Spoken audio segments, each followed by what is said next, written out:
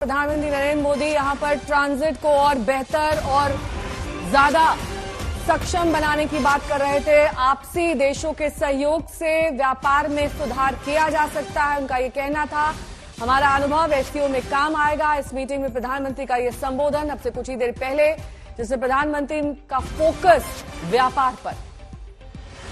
वैश्विक जीडीपी में लगभग 30% का योगदान देते हैं और विश्व की 40% जनसंख्या भी एससीओ देशों में निवास करती है।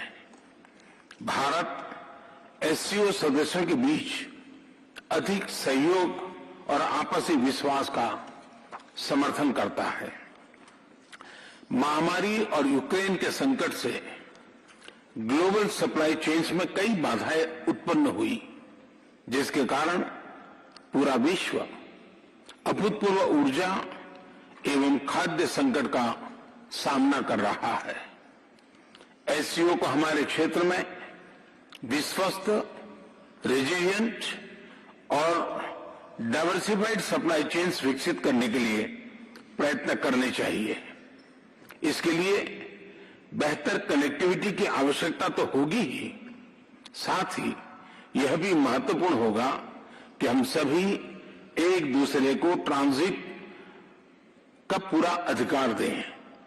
एक्सेलेंसी, हम भारत को एक मैन्युफैक्चरिंग हब बनाने पर प्रगति कर रहे हैं। भारत का युवा और प्रतिभाशाली वर्कफोर्स को मैं स्वाभाविक रूप से कॉम्पिटिटिव बनाता है।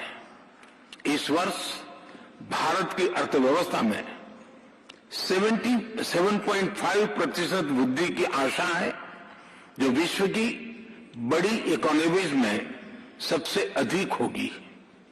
हमारे पीपल सेंट्रिक डेवलपमेंट मॉडल में टेक्नोलॉजी के उचित उपयोग पर भी बहुत फोकस दिया जा रहा है। हम प्रत्येक सेक्टर में इनोवेशन का समर्थन कर रहे हैं। आज भारत में 70,000 से अधिक स्टार्टअप्स हैं, जिनमें से 100 से अधिक यूनिकॉर्न है। हमारे ये अनुभव कई अन्य एससीओ सदस्यों के भी काम आ सकता है। इसी उद्देश्य से हम एक नए special working group on startups and innovation की स्थापना करके एससीओ के सदस्य देशों के साथ अपना अनुभव साझा करने के लिए तैयार है। एक्सेलेंसी, विश्व आज एक और बड़ी चुनौती का सामना कर रहा है और यह है हमारे नागरिकों की खाद्य सुरक्षा सुनिश्चित करना। इस समस्या का एक संभावित समाधान है मिलेट्स की खेती और उपभोग को बढ़ावा देना।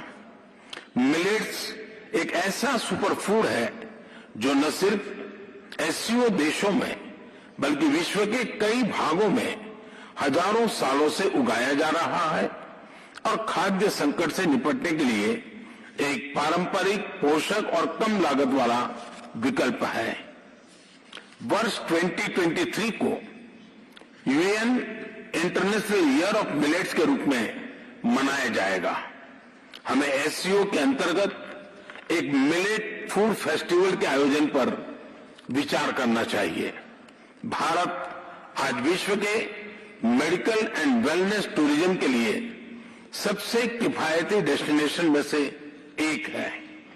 अप्रैल 2022 में गुजरात में WHO global centre for traditional medicine का उद्घाटन किया गया।